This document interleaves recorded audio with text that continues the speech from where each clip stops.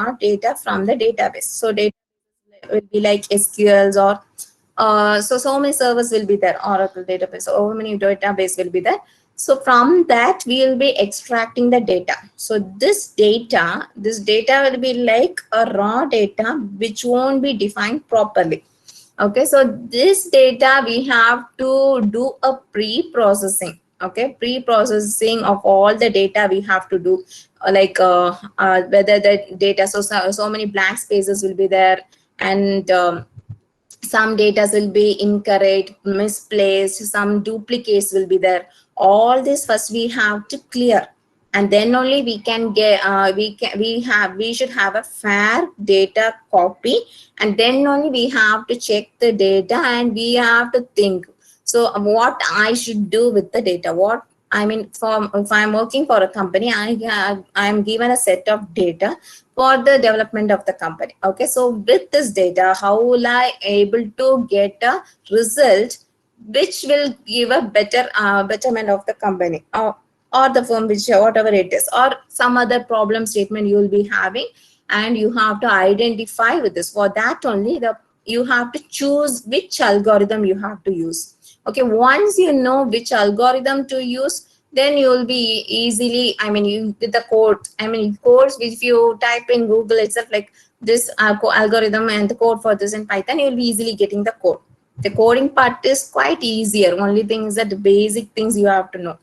Okay, so that you will be getting. So while doing this data, okay, when you have a fair copy of data, sometime what you will get is the outliers. Now sometimes, mostly you will be getting the outliers.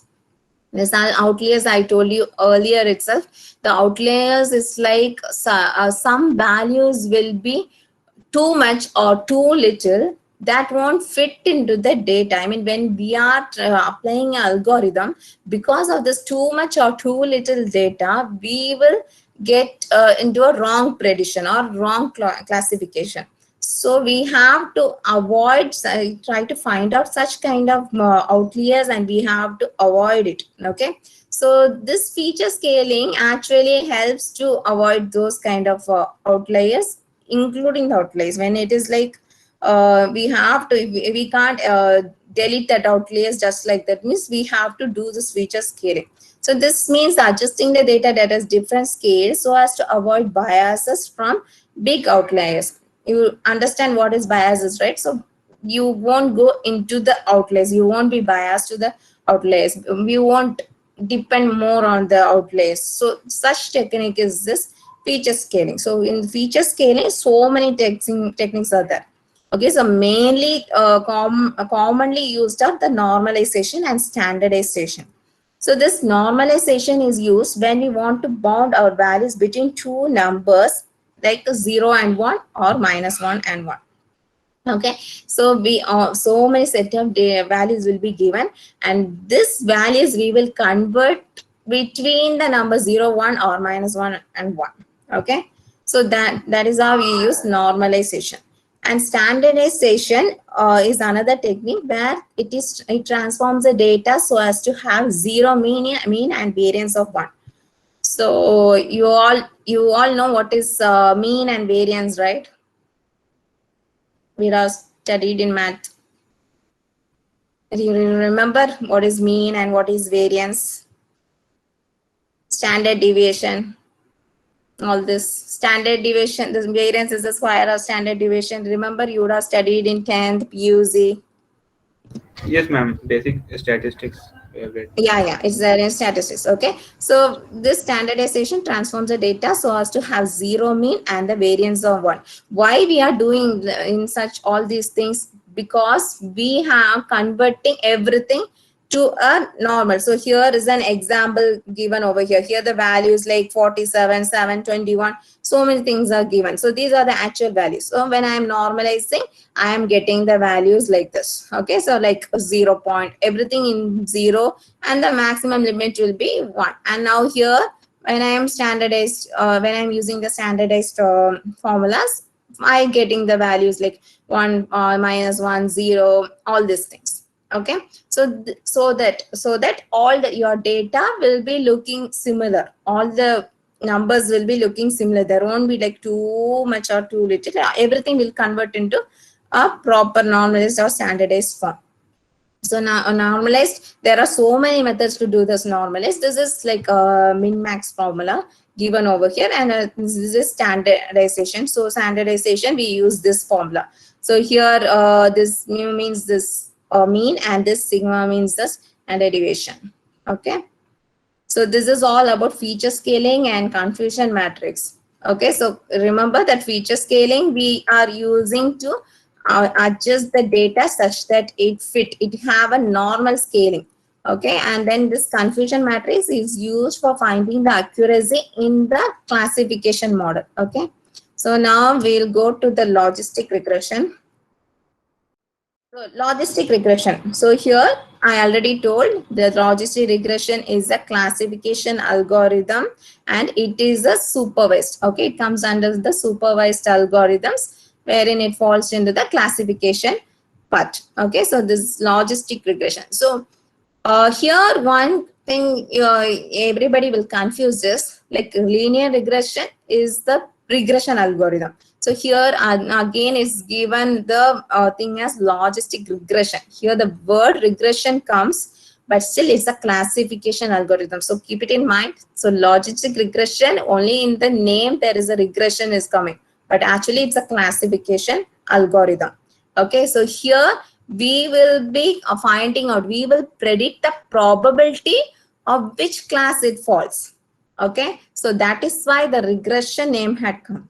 Okay, so this mainly because in the linear regression we can't find out the categorical variables. Okay, so categorical variables means like or even all these things we can classify using the linear regression. So they try to find out something. Okay, so for that, so through linear regression they came into the logistic regression. That is why they have named it as logistic regression. But remember, this is not the regression algorithm, it's a classification algorithm where we predict the probability of which class it goes. It goes to a 0 class or 1 class. It goes to a normal class or dangerous class. So like that. Okay, so now here in the classification problem, the target variable y can take any discrete values for given set of features x. So here, what do you mean by discrete values?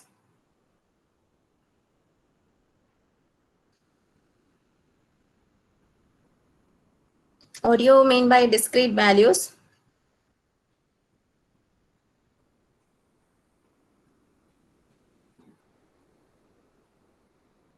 Discrete values are the countable values. Like we say, right? 1, 2, 3. These are the countable values. Okay. So any range we have for x, and we can get the countable target output variable. Okay. So, but in the regression problems, we can have the continuous values also. It won't be like discrete. Here, this is a discrete individual value. In also each value is having individual characteristics. That is why discrete values they are given. Okay. So now, just like linear regressions assumes that the data follows the linear function, logistic regression models the data using the sigmoid function. Okay, sigmoid function, I think some of the engineering streams will have, others may not have it, but just remember, so linear function is like all would have studied the linear function y is equal to mx plus c, right? So here we are using something called sigmoid function. So sigmoid function, it's the other word for logistic function. Okay, so here in the logistic regression we are using logistic function or sigmoid function, both are same. Okay, so this sigmoid function, why we call it a sigmoid function is it will give the graph in S shape. In linear regression we had the graph in a linear line, right? In a straight line we got the graph. Here you will be having the graph with S shape. Okay, and this why we are using the sigmoid function is because we have to classify our data as 1. So here all the values I will be getting here in the 1, and the rest of the values I will be getting here 0. And some problems they will be classifying as 1 and minus 1.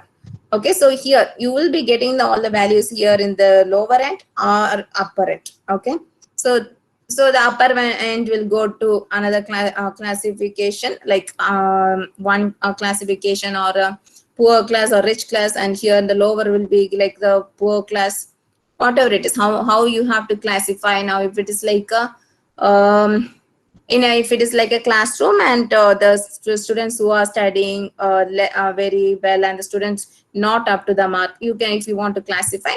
So here all the data will be given, and when you process a logistic function, you will be having the less grade students all at the bottom line, that will be in the 0, and the higher grade students all will be having the upper line, that will be as 1. Okay, so that is how we classify. So these set of data which falls in the 1, we classify as 1 class, and this set of data which falls in the 0 class, we classify as another. Okay, so one of the most widely used sigmoid function is the logist function, which maps any real value to the range 0 and 1. Okay, 0 comma 1. So any real value, it will match to the 0 comma 1. Okay, why we need 0 comma 1? Because we need to classify is whether it's falling on 0 or 1. Accordingly, we will classify. Okay, so this is the formula for the sigmoid function. Okay, so just, I mean, some of you would be knowing math, so just I had put it, but you just remember all these things. The main terminologies you have to remember, and you have to understand what is used for. Okay, because rest of the things you can get it. I want you need not memorize or anything like that, because everything will in the code, it will be available. So everything your code will generate and give you. Okay, only thing you just remember. So in logistic regression, we are using the sigmoid function. So why are we using? Because it will map any real value to the range 0 comma 1. And why we need to map to 0 comma 1? Because we have to classify the problem statement which is given to us. So in fact, in the limit of x tending towards infinity, the sigma function converges to 1. So here, like in the maths, you would have studied e to the power infinity, to the power minus infinity is how much?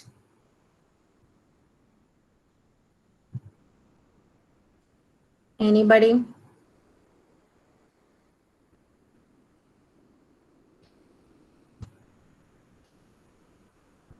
Get 0, right? So here, if I'm having this 0, then 1 by 1 plus 0, here I will get as 1. So 1 by 1 is 1.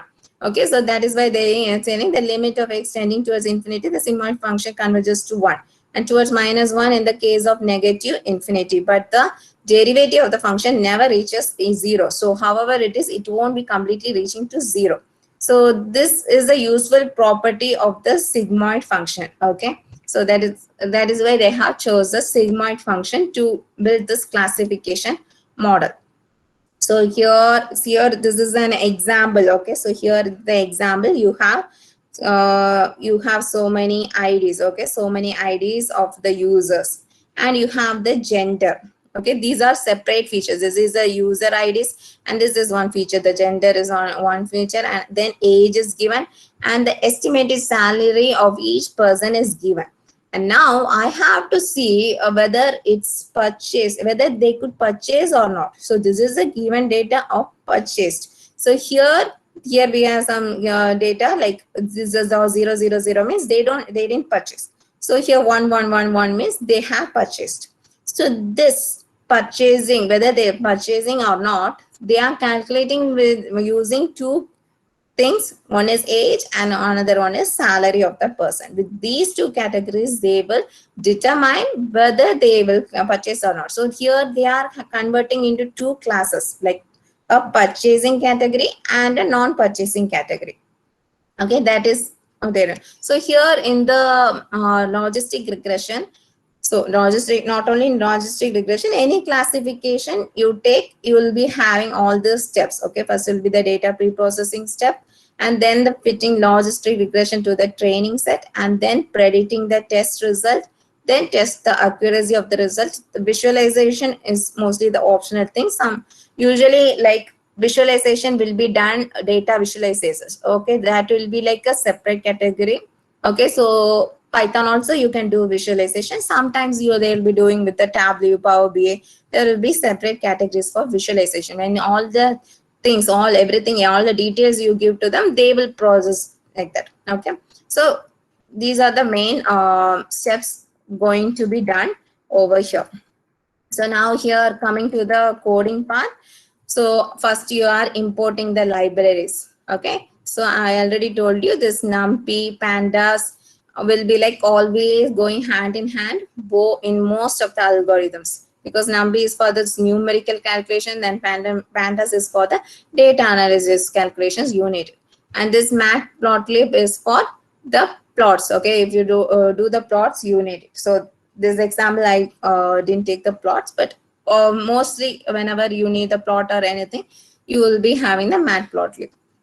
Okay, so now here then importing data sets. Okay, so importing data sets, you have this PD. Because I have made it as pandas PD, I am here giving us PD dot read CSV. So you guys know what is CSV, right?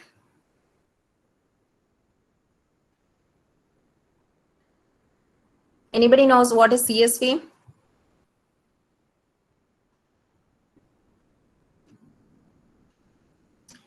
Anybody knows what is CSV?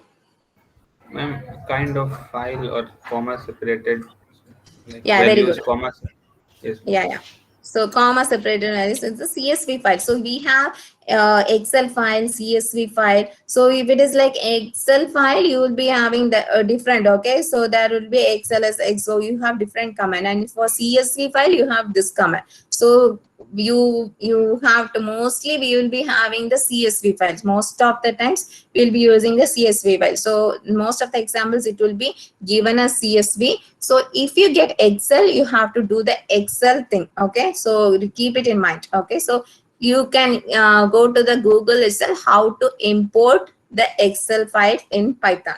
Okay, it will give the command. You can just type it out. Okay, that's how when you do the Python programming in Jupyter or in PyCharm or wherever it is, everything you will get it from the Google, or if you are using Colab, or everything is, you can easily get the codes from the Google itself. Okay, you have to, your part is to, you have to just copy and then do the implementation. So now next is the extracting independent and dependent variable. Okay, so already all of you know that independent and dependent variable, right? Independent variable is that which don't depend on anything. That is the input kind of thing we give. So there's here X is the independent variable and Y is the dependent variable, because Y is depending on the values of X, and here the data set I look, and here the colon is given. The first part is for what? Anybody remember what I told the last class? The first part, what is this colon for?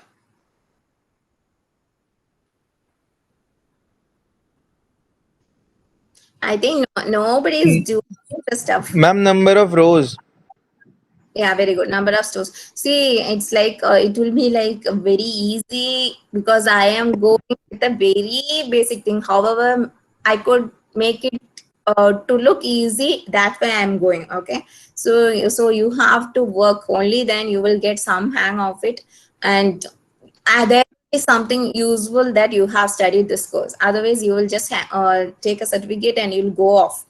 Might be, but it won't do any good to you. Okay, unless you work, there won't be anything good on your own part. Okay, so just try to work on it. Okay, because you're all grown-ups, and this is like you're studying for the sake of your career, right? So you take the responsibility. Okay, so here the first part is for row and the second part is for columns. Okay, so now here it's given 2 3 as the columns. Why is it given as 2 3 as columns?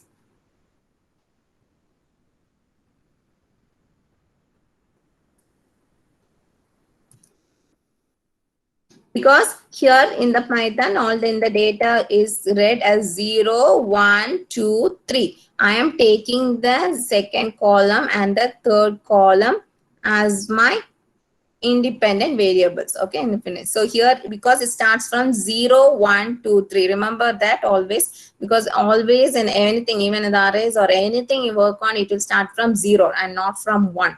Okay, so these are the basic things you have to remember. Okay, because these all are the things which will you have to put it in the Python. Rest all the things is everything will be like now here this X train, Y train, these are like the syntax. You can get it easily from when you type it. But here only you know in which column you are with the variable, from which column you have to take, which all the features you have to take. These are all you have to take. So this the basic things you should know. Rest all the thing, the syntax things or algorithm things, all you can easily get it from the Google. Okay, so here the second and third column I am taking as independent variables. So that is why here this rows, all the rows I need, and here in the column second and third I need. So it will take the second and third column data with all the rows. Okay, all the values will be given. And then y is equal to dataset.iloc, and then here colon comma 4, because the fourth column will be giving the dependent variable, that is what, whether it's purchased or not. Okay, now we are splitting the data set into training and test set. Okay, training data and test data, we are splitting it. So for that you have the library scikit-learn.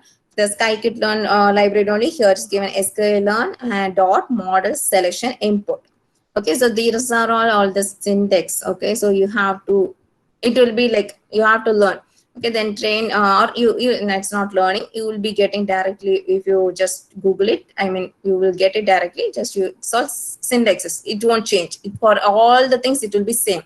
Okay, so here the train test split x train x test y train y test is equal to train test split x comma y test size is 0.25 and random state is 0, and test sizes, this will be given by you. This x comma y is what thing you had given over here, like which variable you had given over here. X and y is commonly we using, like if you are given a and b, you have to give here a and b. Others are all the syntax, it will be like same, but this what variable you are given, you have to give here. And similarly that the test size, now if it is like 0.25, it is like 25% you are taking as a test size. And then random state is equal to 0. So other day I explained why we are doing the random state is equal to 0. Anybody remember that? Anyone remembering why are we taking random state as 0?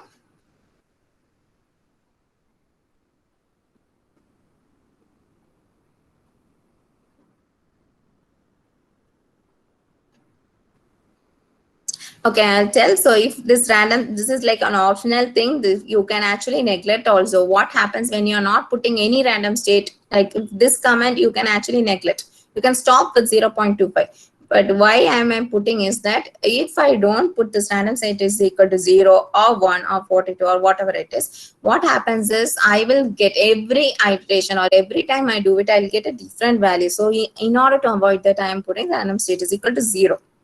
Okay. And next is like splitting the data set into training. Okay, sorry, same thing. Okay, then feature scaling.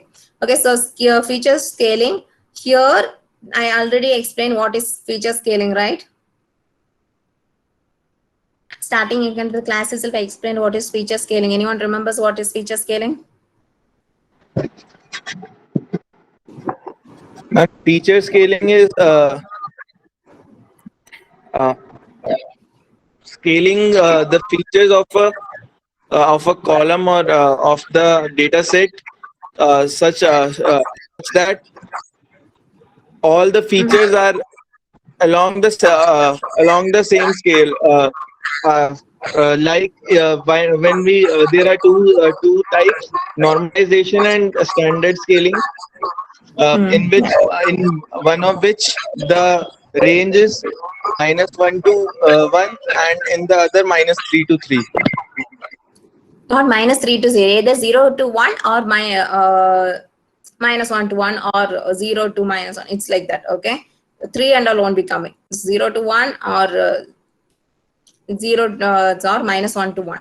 Okay, so here from scikit-learn pre-processing import standard scaler. Okay, so here actually I told that in feature scaling there are two main things, normalization and standardization. So in this problem we are using standard scaler, that is the standardization. So what will happen with this, with the help of the standard scaler, using the standardization formula, all your data will be standardized.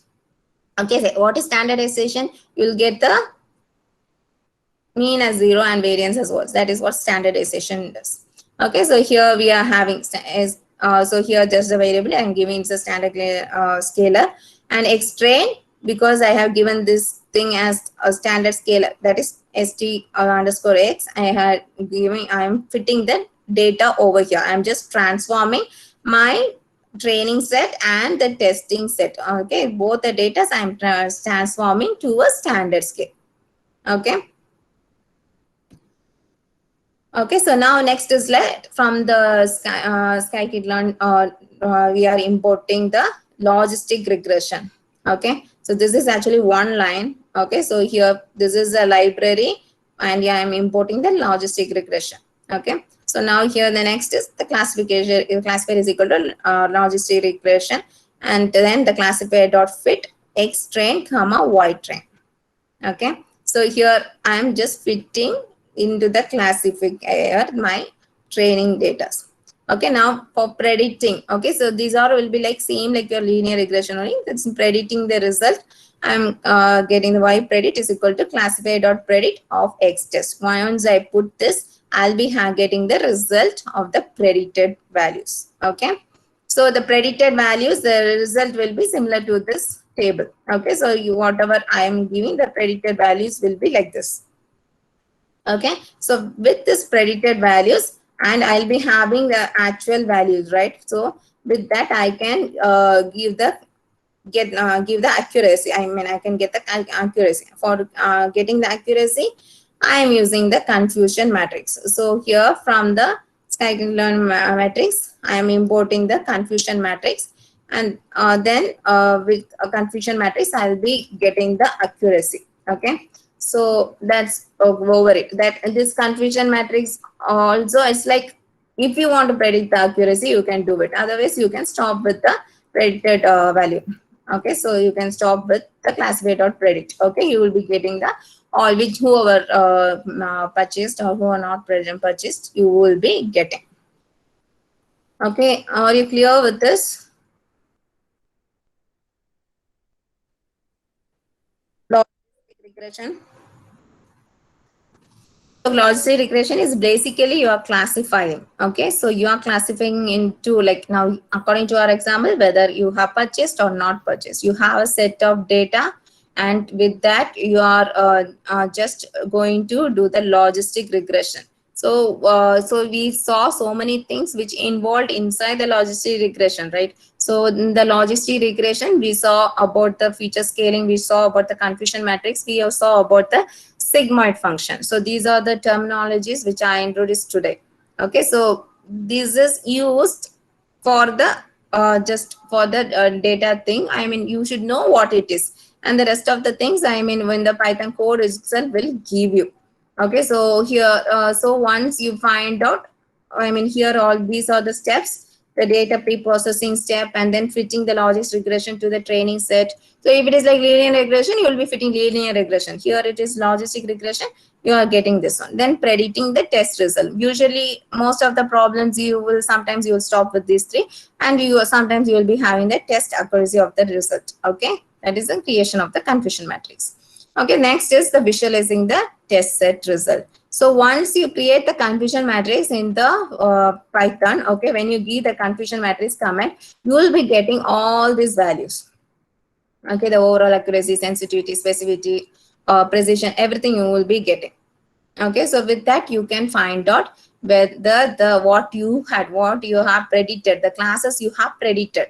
Okay, this is a classification in which we are predicting which class it should go. So that is why the name it has logistic regression.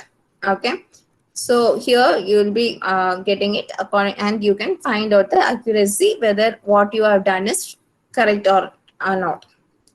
Okay, whether the algorithm you have used is right or wrong. Okay, so if suppose you are not getting the accuracy well, what you will do, you will try to change the data. Now you can, now here in this thing we have used the standard scaler. You can use the normalization function and see whether it's working good. Otherwise you can go to the data and see, you can try to avoid the outliers, that which is of more value, and you can try to avoid that. So different kind of things you can see. So some, all these are not working out, well, then what you have to do, you have to go for the next algorithm, next another one classification algorithm you have to go. So that is how you will be proceeding with this machine learning. Okay, so are you clear with the concept of logistic regression, like the basic concept, or are you all clear?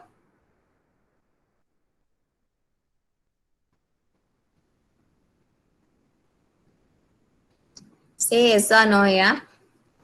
Yes, ma'am. It's clear. Okay, anything you want to ask? Okay, shall I wind up the class? Ma'am, is there any task for tomorrow? Every day I'm telling the task, but you guys are not doing it. Okay, so you try to do the logistic regression in Python. Fill the form, Google form. Yeah, I know there is a form, Google form, that it's not like the task you're just to write it. You have to actually do it. I don't even see anyone just not even giving a try about it. It's like everything you get in the year and throw it to the other year. Okay, so we are not like the teachers. We will come with the sticks. Behind you. Okay, you try to do it by yourself. Okay, the task is the same thing. So any classes taken, the task will be like, if the implementation, the programming part is given, obviously you have to try with the programming.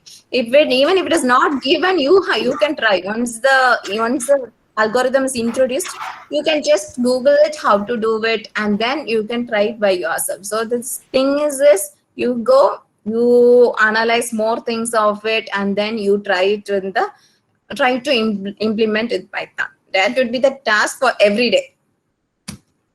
Okay. Yes, ma'am. Ankit sir said that after we complete the theory, then only we start the coding part. So we were waiting for the theory to end. That's why we're not trying. No, coding part, he said like that.